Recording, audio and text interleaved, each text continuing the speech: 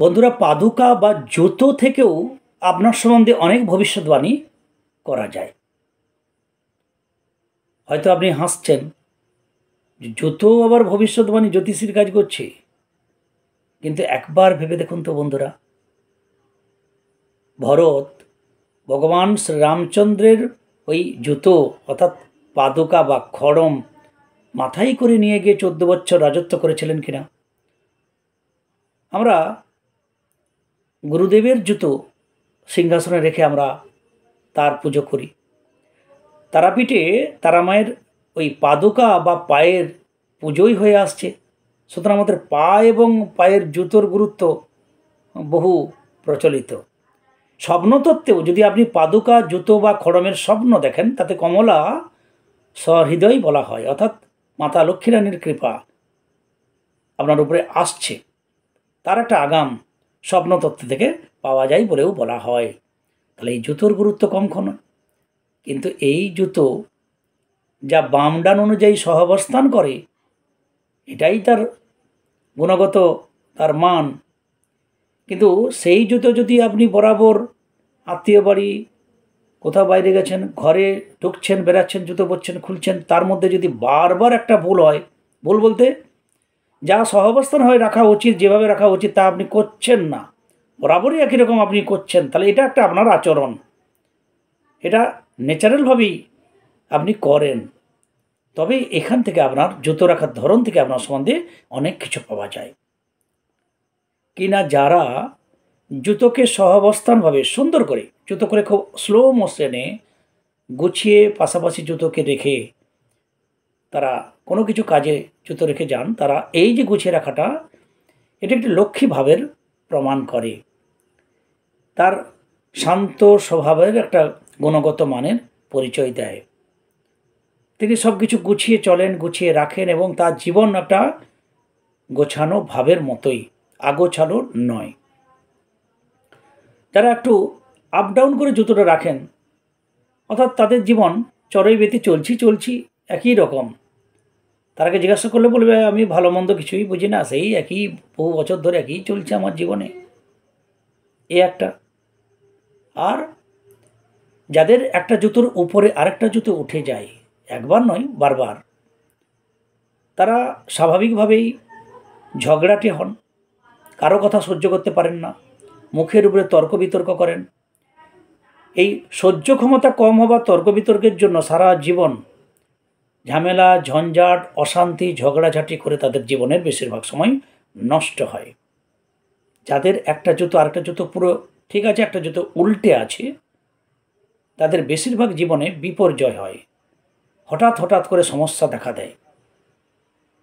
আর যাদের একটা জুতো এখানে আরেকটা জুতো ঠিক অগ্রভাগে, অর্থাৎ একটা স্ট্রেট লাইনের মধ্যে দুটো জুতো, তারা অনেক কষ্ট করে অনেক ভালোভাবে চলার চেষ্টা করছেন, কিন্তু বারবার ছন্দপতন হচ্ছে, তিনি ঠিক হিসাব মেলাতে পারেন না।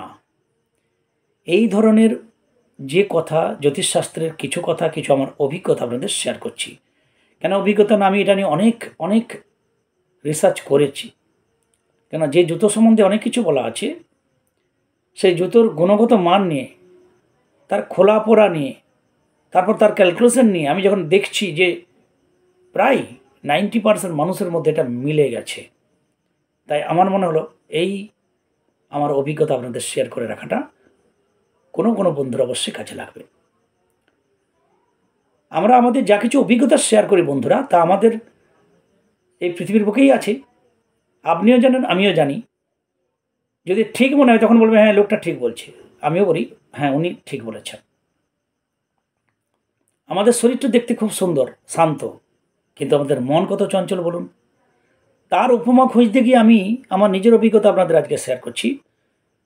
একটা জলের বোতল একটু এক জায়গায় যদি আপনি বসিয়ে দেন, দেখবেন বোতলটা, জলের যে বোতল সে তো স্থির, কিন্তু তার ভিতরে জল অনেকক্ষণ আন্দোলিত হয়, নড়তে থাকে। এই জলের বোতল তো আমরা, আমাদের বডি, কিন্তু এই মন হচ্ছে আমাদের ওই জল। আমাদের শরীর শান্ত থাকলেও ভিতরের মন কিন্তু চঞ্চল হয়, ঠিক জলের বোতলের জলের মতো, ঠিক কিনা? আমি আমার জীবনে এই ধরনের অভিজ্ঞতা নিজেই নিজের উপমা খুঁজে নিয়েছি। আমি প্রচণ্ড ডানপিটে ছেলে ছিলাম। যখন খুব আধ্যাত্মিকতা এলো তখন আমি নিজেই ভাবলাম পিওর সায়েন্সে পড়া, আমি আধ্যাত্মিকতা যাব, লোক কী বলবে, বাবা পাগল বলবে না কী বলবে, খুব গোপনে ভাবতাম। তারপর ভাবতাম আমার কি সত্যি হবে, আমি কি এগাতে পারবো। তখন নিজেই নিজের মনে প্রবোধ দিয়েছিলাম যে বাল্মীকি মুনি দস্যু রত্নাকর ছিলেন, রোজ মানুষকে নির্দ্বিধায় টাকা পয়সা হরণ করতেন, কত খুন করেছেন, এত পাপী ছিলেন যে রাম উচ্চারণ করতে পারছিলেন না। তো এহেন পাপী মানুষ যদি, যিনি রাম উচ্চারণ করতে পারেননি, তিনি রত্নাকর থেকে যদি বাল্মীকি মুনি হতে পারেন, আরে আমি তো একটু আধটু এগাতে চাইছি, আমি তো রাম উচ্চারণ করতে পারি, আমার কেন হবে না। এইভাবে প্রবোধ দিয়ে আমি আমার জীবনে এগিয়ে চলেছি। এটা বলার তাৎপর্য এটাই যে আমার অভিজ্ঞতা জুতো নিয়ে, এই পাদুকা নিয়ে আমি অনেক দিন ধরে অনেকভাবে আমি এটা ক্যালকুলেশন করে দেখেছি। আপনারা মিলে দেখবেন। যারা জুতো খুলে রাখার সময় একদম একটা জুতো এখানে, একটা জুতো ফেঁকা হয়ে চলে গেল একটু দূরে, তাদের জীবনের ছন্দ ঠিক থাকে না। যদি ছাত্রছাত্রী হয় তারা পড়াশোনায় তারা ভালো না, তারা মুখে মুখে তর্ক করে, মিথ্যে কথা বলে, বাহানা অজুহাত তাদের একদম মনে প্রাণে ভর্তি থাকে। যারা সংসারী তারাও তাই, তারা তাল মিলাতে পারে না, ঝগড়া মুখবাজি করে, ঝগড়াঝাটি অশান্তি করে তাল মেলানোর চেষ্টা করেন, আখেরে লাভ হয় না। যাদের একটা জুতো আরেকটা জুতোর উপরে থাকে তারা নিশ্চিত কারো কথা সহ্য করেন না, তর্ক বিতর্কের জাল তার সারা জীবন তর্ক বিতর্ক ঝামেলা জঞ্জাট করেই হয়তো কাটতে পারে। যে ছবি দেখাচ্ছি এটা তারই একটা প্রমাণ, তার সম্বন্ধে আমি রিসার্চ করি, তার সম্বন্ধে জেনে আমি আপনাদের বলছি। আর যাদের একটা জুতো এখানে ঠিক আগেই সম্মুখে একটা জুতো একটা লাইনের স্ট্রেটের উপরে থাকে, তারা অনেক তাল মিলে চলার চেষ্টা করছেন, কিন্তু তার সফলতা হয়তো আসছে না, এদিক টানতে ওদিক কুলোচ্ছে না, কিন্তু যেহেতু চেষ্টায় আছেন তার সফলতা অবশ্যই হবে। কিন্তু যাদের একটা জুতোর উপরে একটা জুতো রাখেন, তারা তাদের চরিত্র সংশোধন করতে হবে, সহ্য ক্ষমতা বাড়াতে হবে, তাহলে তবেই তিনি জীবনে সুখ শান্তি লাভ করবেন। আর যারা খুব শান্তভাবে জুতো খোলেন, শান্তভাবে জুতো পরেন, জুতোকে খুব সুন্দর গুছিয়ে রাখেন, লক্ষ্মী দেবীর কৃপা তাদের উপরে অবশ্যই হবে, তাদের জীবন সুখময়, গোছানো, একদম মনস্কামনা পূরণ হবে তাদের, এটা একটা বলা যেতে পারে।